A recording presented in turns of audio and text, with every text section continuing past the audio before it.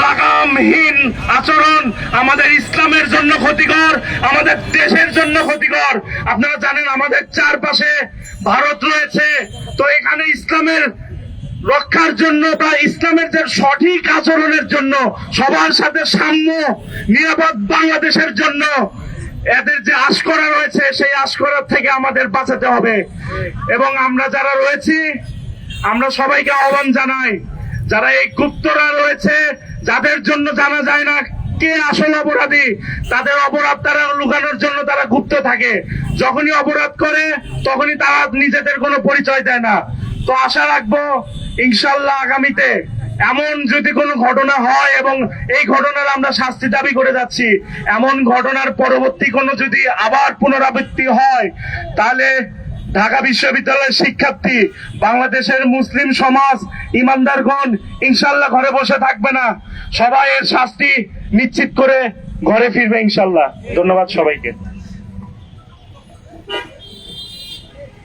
এ পর্যায়ে সমাপনী বক্তব্য নিয়ে আসবেন এসএম হল সংসদের সাধারণ জিএস এবং ঢাকা বিশ্ববিদ্যালয় ছাত্র অধিকার পরিষদের সভাপতি সাদমান আব্দুল্লাহ। প্রিয় উপস্থিতি, আপনারা জানেন আজকে আমাদের রাজু ভাস্কর্যের পাদদেশে দাঁড়ানোর উদ্দেশ্য কি। আপনারা জানেন সারা দেশে জামাত ইসলামী নামে যে ইসলামিক তকমা লাগানো যে দলটি রয়েছে, জামাত ইসলামী শব্দটার যে মিনিং, তারা যে আসলে কোন দলকে রিপ্রেজেন্ট করে, জামাত ইসলামী শব্দটার মিনিং হচ্ছে ইসলামের দল। ইসলাম এটি শান্তির ধর্ম। বাংলাদেশের মানুষ, বাংলাদেশের মুসলমান সমাজ ইসলামকে মাথায় তুলে রাখে, তাদের ঈমান ইসপাত দৃঢ়। এই ইসলামের নামকে ভাঙিয়ে তারা যে ধরনের অপকর্ম কুকর্ম চালিয়ে যাচ্ছে, বাংলাদেশের সাধারণ মুসলিম সমাজ এই ধরনের অপকর্মের অপচেষ্টাকে ঘৃণাভরে প্রত্যাখ্যান করছে। আপনারা জানেন ইসলাম একটি শান্তির ধর্ম, আমাদের সুনির্দিষ্ট এবং সুস্পষ্ট পথ দেখায়।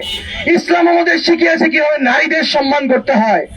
ইসলাম আমাদের সেই সকল বীরগাথা, সেই সাহাবী থেকে শুরু করে নবী রাসূলদের ইতিহাস আমাদের সামনে তুলে ধরে, যাদেরকে আমরা আদর্শ মেনে আমরা আমাদের জীবন পরিচালনা করার চেষ্টা করি।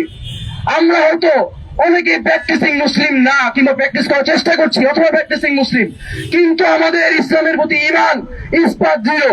কাজেই ইসলামের আদর্শ নিয়ে যাদের থেকে আমরা শিক্ষা পেয়েছি, সেই সকল নবী রাসূলদেরকে যখন আপনারা ইসলামিক দলের তকমা নিয়ে অপমাননা করবেন, আমরা আপনাদের ছেড়ে কথা বলবো না। আপনারা জেনে থাকবেন একটি দল তারা নিজেদেরকে ইসলামিক দল বলে এবং তাদের অ্যাক্টিভিস্টরা তাকে গুপ্ত। তারা মূলত কেন যুক্ত থাকে জানেন? তারা 71 সালে যে গণহত্যা গণধর্ষণের সাথে জড়িত ছিল, সেই জিনিসগুলোকে নর্মালাইজ করার জন্য, সেগুলোকে মূলত প্র্যাকটিস করার জন্য, সেই মানসিক বিকারগ্রস্ত চিন্তা ভাবনাকে প্র্যাকটিস করার জন্য, নারীদেরকে নিয়ে কুরুচিপূর্ণ মন্তব্য করার জন্য, ওপেনে নারীদেরকে অশালীন মন্তব্য করার জন্য তারা গুপ্ত থাকে। কারণ তারা যদি তাদের কমিটি প্রকাশ করতো, তাদের যদি রাজনৈতিক পরিচয় প্রকাশ করতো, তাহলে তাদের তো আসলে রাজনীতি করার অধিকারই থাকতো না। এই কারণেই তারা মূলত তাদের কমিটিকে অপ্রকাশ করে রাখছে, গুপ্ত অবস্থায় রাখছে। আপনারা জানেন আজ সকালে জামাতপন্থী অ্যাক্টিভিস্ট সুলাইমান, তিনি যেভাবে নবী রাসূলদেরকে নিয়ে এবং তার পবিত্র সাহাবা কেরামদেরকে নিয়ে যে অশালীন, যা মুখে আনার মতন নয় সেই ধরনের মন্তব্য করেছে, বাংলাদেশের মুসলিম সমাজ এবং ইসলামপন্থীরা যারা ধর্মকে ভালোবাসে, তারা কোনোভাবেই এই বক্তব্যকে সমর্থন করতে পারে না। তারা ইনস্ট্যান্ট তাৎক্ষণিকের বিচার দাবি করে। আপনি দেখে দেখবেন বারবার তারা এই